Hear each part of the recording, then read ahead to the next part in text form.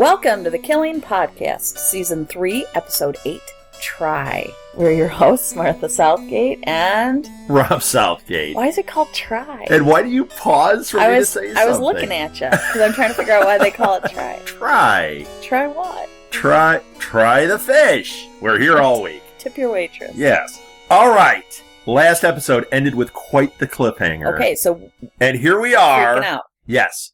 Sarah's in the car, guy holding a knife to her neck. The pastor. And it turns out it's Pastor Mike. We knew it was. Yeah. We figured it was. But we get a clear look at him. Holy cow. And he takes her gun and phone. What the... I didn't think it was Pastor Mike. I didn't think this was... But the way they did it, in the last episode, you saw Lyric. She was freaking out. He was being creepy. Lyric's gone. House is empty. Now he's in the car with a knife to Sarah's neck. And what we know at this point is he's not Pastor Mike. Right. What is going on? He's an imposter. He's an imposter. That's a good one. I just made that up. Yeah, that was really I like bad. it. No, I like it. Yeah. So he tells her to put on her seatbelt, because safety first. Right. When you got a knife to your Buckle throat. up for safety. And he takes her gun. Yeah, and she says, "Where are we going?" And he says, "Away from the lights." And then we see she's got her radio on. Right. But at the same time, he's still claiming innocence. Oh, my God. How could he be claiming innocence? We just went through what he's doing. And he's got a knife to her neck. I'm freaking out that she's sitting there with the radio on because she's going to get caught. Yes. Oh, I couldn't, this whole episode. This was one of those I was on the edge of my seat. Kind of don't breathe through. Right. Now, when she had the radio on, she had it kind of stuffed down in the seat to her side. Mm-hmm. So hopefully she'll get away with it for a while, before he grabs that radio. But you just know he's going to find that radio. Yes. It's inevitable. You think it's going to do one of those things like they do where all of a sudden it squawks? Like it's been silent all of a sudden it goes, it's like, what's that? Well, I want to talk about her storyline. I just want to know because that happens all the time. I don't want to break it up. Okay, don't break it up. So, Pastor, he won't let her smoke. Right. And of all the times for... Right. Buckle up for safety, and smoking stinks. So they share their childhood a little bit. She talks about how she grew up in foster care, but he thinks that she's lying because, of course, everyone in that situation well, he says you're is trying going to humanize yourself. Try to get him to see her as a person, and so that he will have a harder time. Doesn't he actually say? Yes. You're trying to humanize yourself, and it won't save you? It won't work, yeah. Okay, let me just say this right here. Yikes. Yeah. I got a question. What? I got a question. Do you? Are we just going to talk through that part of it, or are we going in order like we normally do? No, let's talk about Sarah. Let's talk about Sarah. So okay. Holder hears... Because I want to talk about Bullet, because Bullet's we'll the next come back part. to that. So Holder hears Sarah's open mic. Like, they know... Well, first... No, wait. Before that, yeah. If you're going to talk that whole thing out, they're at the station. They're all talking about, what went down, how Pastor Mike's missing, and Skinner is saying, he's not your guy. He says he's not your guy at one point. Okay. And Holder's like, look, we went there and all this stuff is going down. And as they're talking this whole thing out, the camera pulls, and there's the other comm. The one that Sarah's talking on, but it's got the volume off. It's sitting in the precinct. All these cops hold her 3 feet away from it. Mm-hmm. They don't hear it. And she's keeping him talking. She's trying to give clues as to where they're at. Finally, he notices the comm. Actually, I think wasn't Skinner that says, "Where's Sarah?" Mm-hmm. And he goes, "Where's Lyndon?" And Holder kind of makes a face like, "No." He says she wasn't answering me. Like, she hasn't returned my calls. She's not answering me. Yeah, he doesn't get nervous yet until he notices the comm. Right. Now they know that Pastor Mike has her. Yes. And so. Yeah, and he yells for everybody to shut up because now they have this, and they pull everybody because they had the search for Lyric, and they had the search for Joe. Didn't they have the search for Joe going on right now? And Skinner pulls everybody for Lyndon. Yes. Okay. So Pastor Mike asks Sarah if she's ever seen kids on heroin. Yeah. And they talk about the girl in Tempe because that's what he was arrested for 6 years prior. Right. And he said, I didn't mean to hurt her. Right. And Sarah says, was she your first? Right, right. And he's just disgusted that she doesn't understand. He's Right. so frustrated. Although there's another thing going on here. When he's talking about it, see, he's not... I think there's a couple of choices here. Yeah. One is he's completely guilty, and he's a psycho. Right. Another choice is he is so, like, in shock over what's going on that he's not being clear with what he's saying.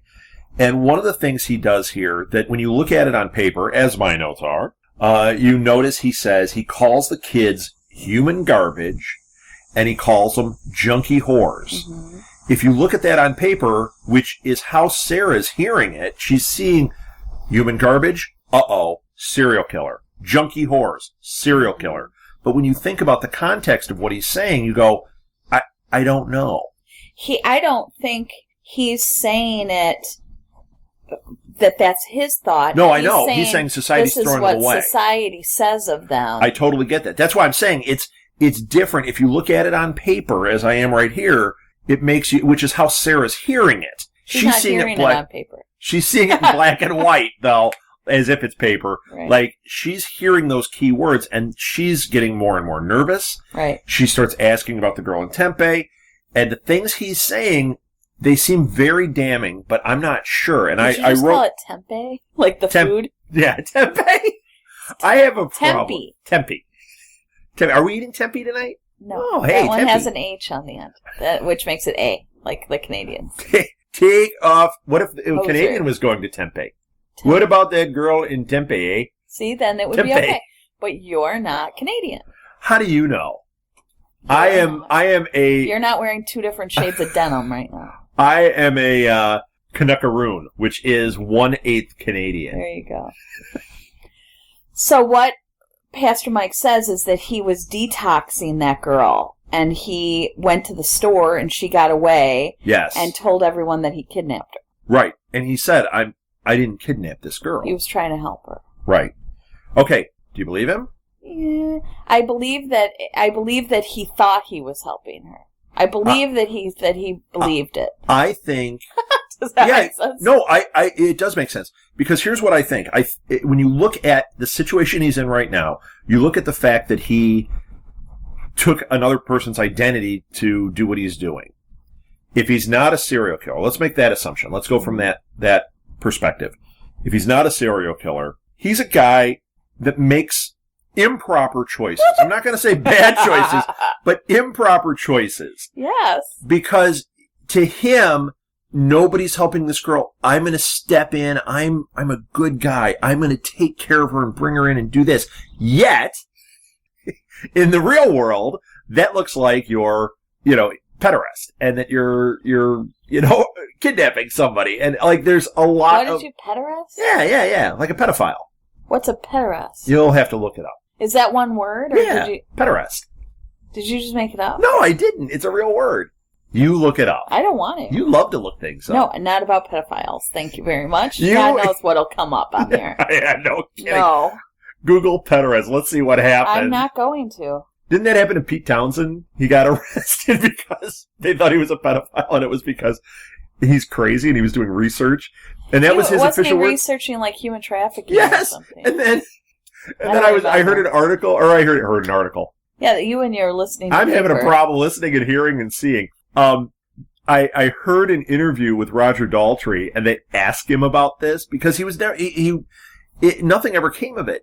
And they asked him, and he went, "Oh my gosh!" He goes, "I knew when I heard the story that he wasn't." He said, "That is Pete. Pete gets an idea, he wants to research it, and he dives so deep into it. He's like, a CSI guy, but he's a rock guitar player, so it looks really creepy and weird." Pete Townsend is very much like Pastor Mike with his improper choices. Right.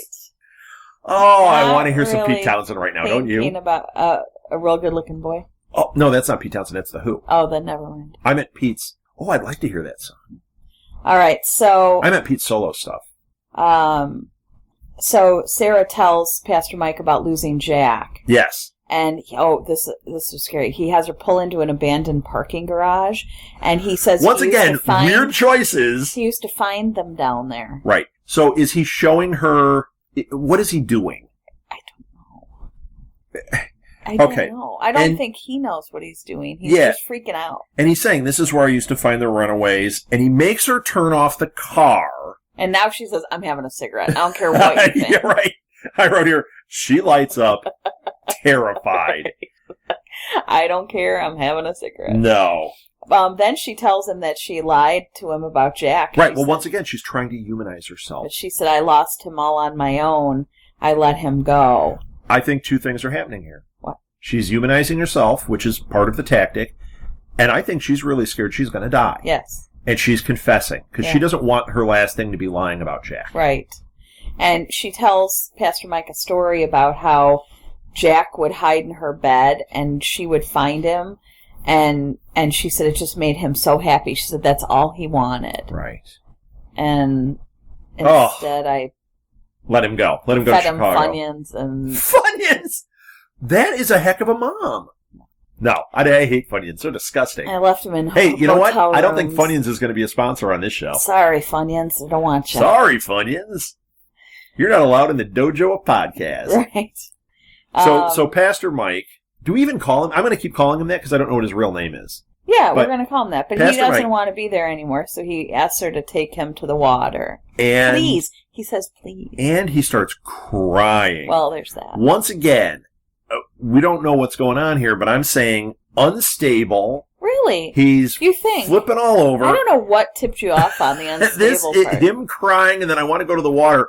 I'm getting... I didn't think I could get more nervous than going into this underground thing and him talking about the runaways. I mean, how Sarah is even functioning, I don't know. Yeah.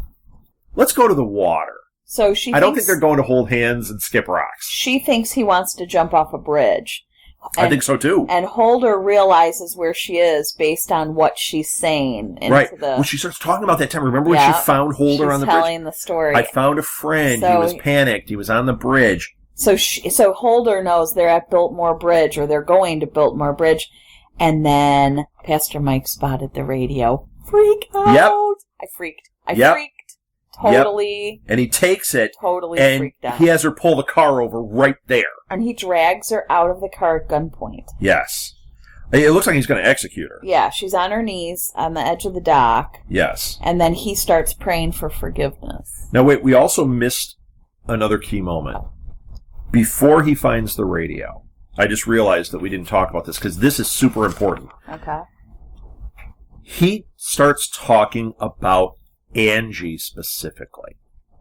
And he tells her the story how he's the one that took her to the vet. Mm-hmm. The reason there's blood in the car is because she was in his car and he took her to the vet to patch her up. And that's why he had... Oh, and we figured figured it, but this is important because as much as he's unraveling, I think we're starting to hear what happened. Right. We thought we knew, but like we've said this whole podcast, there's two different things that could be going on here. Mm-hmm. I think him telling this and the way things are unraveling is really what happened. Mm-hmm. That's my impression. Yes. So now they're at the bridge. Looks like he's going to execute her. He kneels down next to her, drops her gun in the water, and prays. Mm-hmm. And the cops come. Kind of unexpected how that's all going down, too. Yeah. And cops show up. They've got all their guns pulled. The two of them are at the end of the document. What an interesting image this is. And she stands in front of him to protect him. Right. And he clearly wants to get shot because he's not turning around. He's doing that thing where it's like, this is it. He's just committing suicide. Jamie. He used Sarah to commit suicide. Yeah, just like Jamie. Yeah. Holy cow. I wonder if Mike is related to Jamie. It runs in the family. But Sarah's saying he doesn't have a gun. Right. And he finally puts his hands up and they take him away. Finally. So they didn't kill him. Right. I thought for sure we were going to get a shot and then he falls into the water. But nope. They arrest him. And then... And smiley face. Big feels because Holder comforts Sarah. Yes. Sarah drops to her knees crying and Holder comforts her. Yes. Yes. And then a bee shows up in her shirt. And just before they kiss, she gets infected with the black oil. Scully wouldn't have cried. Oh, that's right. I'm fine, Mulder. She's tough. All right. Shall we go back now, or do you want to continue from that point? Because I think the rest of it... Yeah. I think we should talk about the other parts of the story. Yeah. Let's go to Bullet. Let's go to Bullet. Number one with a bullet. Yeah, like a shot. Bullet is at the police station. Yes. And she tells Holder that Lyric is gone and made up a story. And this is all before all we just talked about. This is what's happening at the same time. She made up a story that Lyric said he's taking me to where he killed all the other girls in the woods. So Holder tells Skinner he wants to search the woods. Now, wait, we're saying she made up the story, but we don't know at this point. But I know. So, spoiler, we know. I know. But when she says this, we only saw Lyric scared and having that uncomfortable conversation with Mike. Right. So when she says this, she very well could have called Bullet and said this. It was a little doubtful. It felt to me like Bullet was trying to up the ante to get them to drive them into action. Yeah. But that could have been it. I mean, I wrote on here with exclamation points, he's taking her to the woods. Mm-hmm. So pretty scary. So Holder wants the woods searched. When we had all these other when we said that they pulled everybody to go search for Sarah, at this point, they had people looking for Joe, they had people looking for Lyric, and when Holder wants this, Skinner is really resistant. Yeah. He's like, I've got everything spread really thin for this case. We're not going to, turn this around and start going for him. Right. This isn't, no. We're not going in the woods and start searching the woods But again. they did. So. Well, no, not until later. Oh, no, they did. They did, and then he pulled them off of it. Right. But he, Skinner tells Holder that Pastor Mike is not their guy, and the Bullet lied to him. Right. And he says, make it right. Okay. Holder makes it right by roughing up Bullet. Yeah, right. And he kicks her out. Yep. Oh, he's so done. Offended. Like, he's in the middle of all this stress, and we're doing all this trying to help and find Lyric and trying to do this. You're lying to manipulate. You're lying to get us to find your girlfriend. Yeah. And it could have compromised Sarah's life. Yep. And so he's having nothing. He's having none of that. So Lyric then finds out that Bullet told the cops she was missing, and she's so mad, as you can imagine. Yeah, right. And she says, I'm with Twitch. I don't belong to you. Yep. And then Bullet goes and buys drugs, and she's not one that buys drugs, and they even make a reference to that. Yeah, we were kind of surprised, but this is really important. Something. So the dealer tells her... And it's the same thing Twitch had done earlier. Things go bad, he goes and buys drugs. She falls into the pattern, even though I don't think she normally does. I don't think she wasn't... But at the time, even, I thought she's not buying them for herself. Right. Okay, for herself. Yeah. I thought she was, but I thought it was, she's lost Lyric, her life's a crap hole, she's seen all of her friends do this. No. Maybe she's like Pastor Mike and wanting to kill herself at this point. No, I thought in this scene, she's not buying these for herself, but I didn't know what she was going to do. Okay. But the dealer told her to be careful because a girl bought from him, and she had her finger cut off. Yes! So you know who that is. Angie. Mm-hmm. So when Angie got away from the hospital, she's back out on the streets, and she went and she bought drugs from this guy. Holy cow.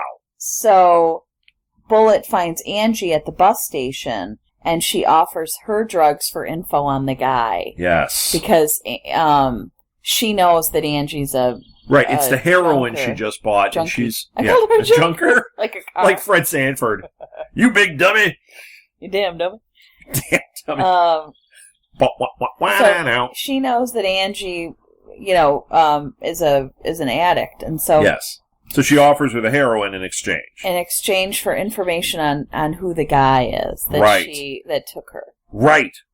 So, shall we talk about what happens here, or should we go back now? We're jumping all over the place. Well, hold on 1 second here. I think we should. I think we should continue with the Bullet storyline because that's how it's going to end.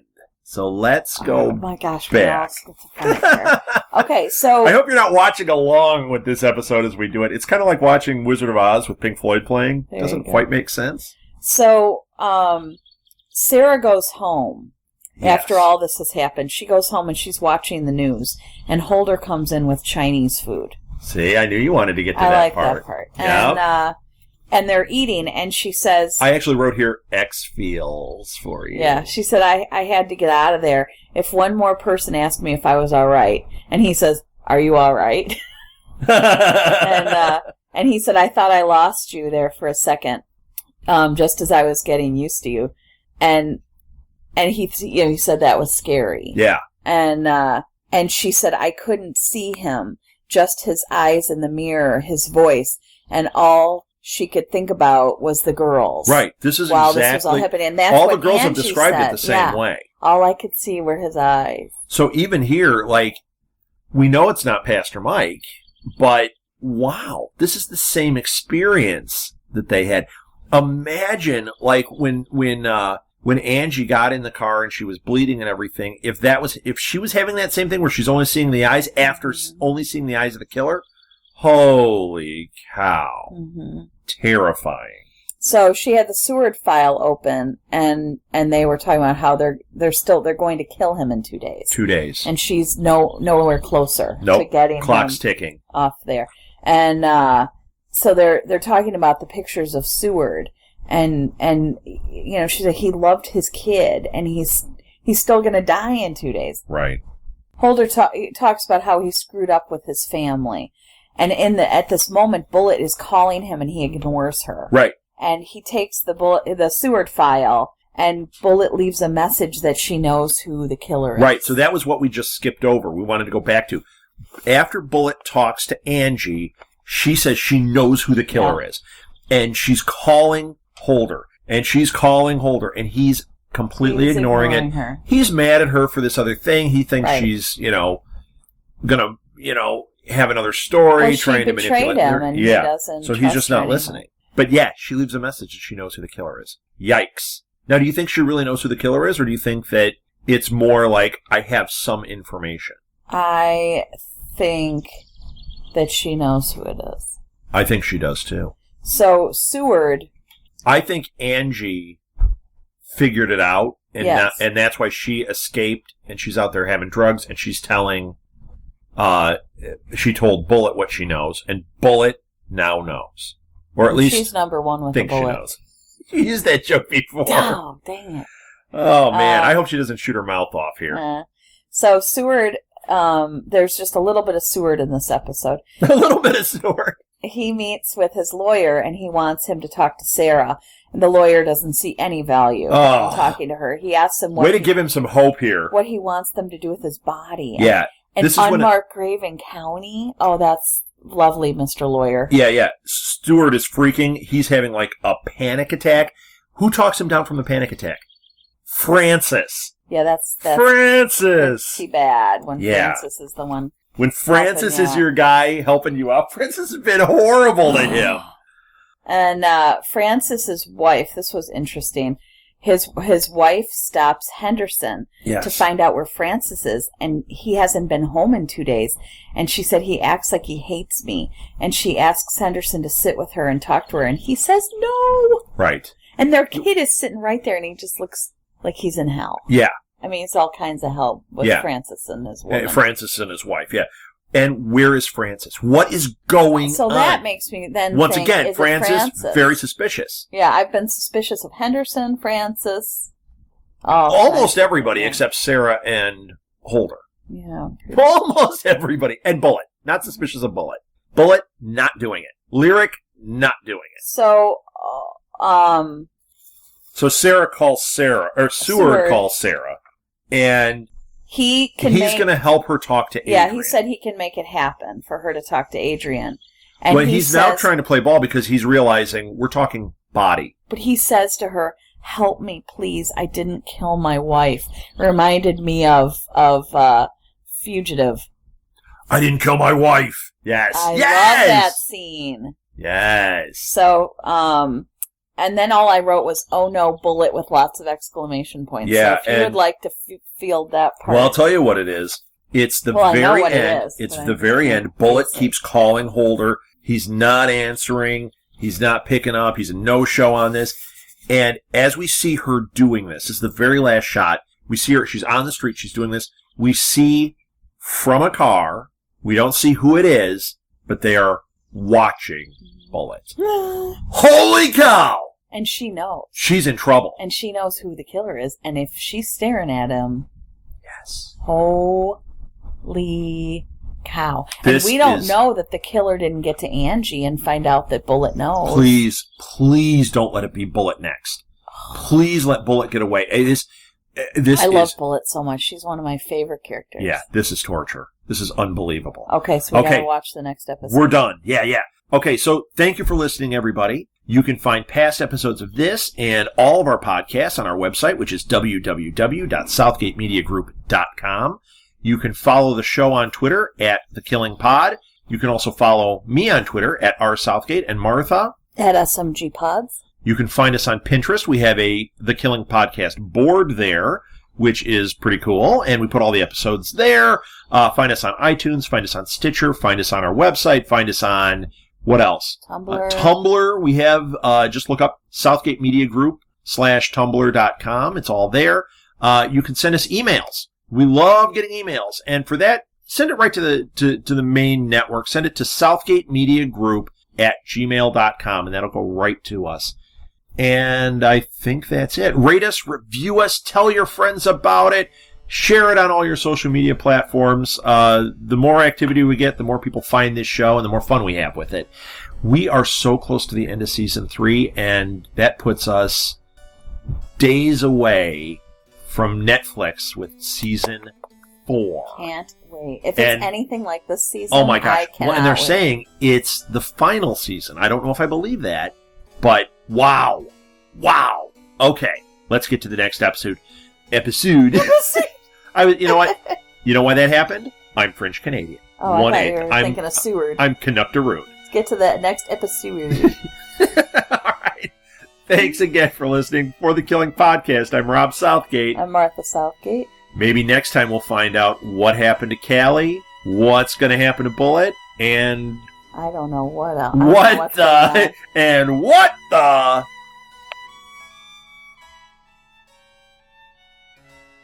If you would like to donate to help pay for this and other Southgate Media Group podcasts, simply go to our website, southgatemediagroup.com, and click on the donate button. It can be as little as $1 or, well, as much as you want. Help keep this fun going by supporting this and our other shows. Thanks again for listening, everyone. You're the best fans in the world.